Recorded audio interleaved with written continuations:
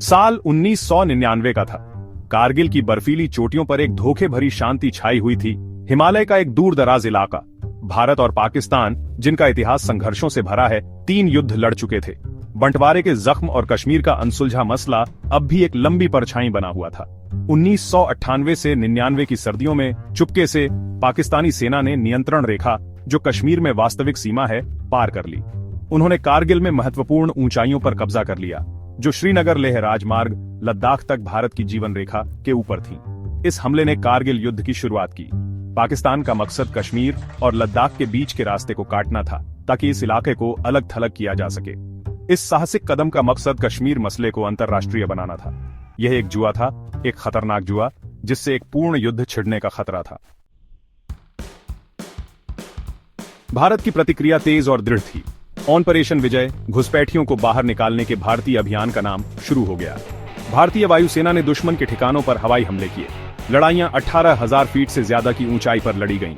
जमीन दगाबाज थी, हवा पतली। भारतीय सैनिकों, जिनमें से कई युवा रंगरूट थे, ने अद्वितीय साहस और दृढ़ता दिखाई। दुश्मन मजबूत बंकरों में अच्छी तरह से जमा हुआ था, जिससे जमीन का हर इंच एक युद्ध का मैदान बन गया। सबसे ज्यादा जोरदार लड़ाई टाइगर हिल एक रणनीतिक रूप से महत्वपूर्ण चोटी पर नियंत्रण के लिए थी। भारतीय सेना ने एक साहसिक हमला किया। उनका साहस अटूट संकल्प से प्रेरित था। दुश्मन ने जोरदार मुकाबला किया, लेकिन वे भारतीय सैनिक के अदम्य साहस के आगे टिक नहीं पाए।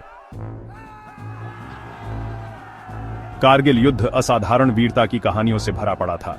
कैप्टन विक्रम बत्रा, जिन्हें मरणोपरांत परमवीर चक्र से सम्मानित किया गया, भारत का सर्वोच्च सैन्य सम्मान, अपनी बहादुरी के लिए एक किंवदंती बन गए। उनका युद्ध नारा, ये दिल मांगे मोर, पूरे देश में गूंज उठा।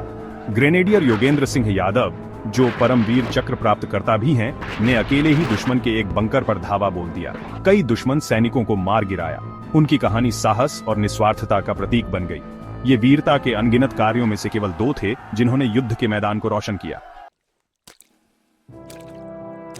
जब सैनिक सीमा पर लड़ रहे थे, उनके परिवार घर पर अपनी लड़ाई लड़ रहे थे।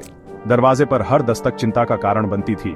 टेलीफोन की हर घंटी डर का झटका देती थी। सैनिकों की पत्नियां, माएं और बच्चे लगातार डर के साए में जी रहे थे। युद्ध ने उन लोगों के परिवारों पर भारी बोझ डाला, जो कभी वापस नहीं लौटे।